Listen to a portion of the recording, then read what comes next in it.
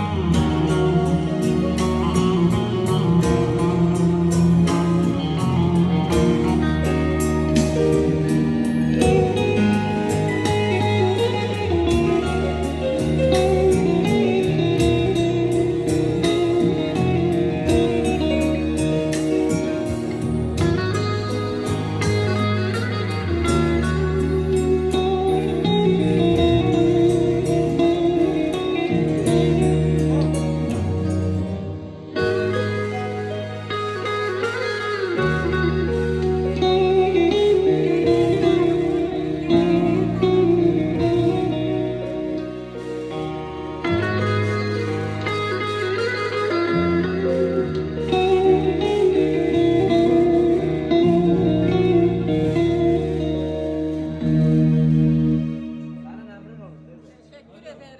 Dillerine sağlık. Öpüyorum seni. Allah'a emanet ol oğlum. Sen şimdi Allah sağ olsun ömürler versin. Erdal'ın şerbat numarasını alsana.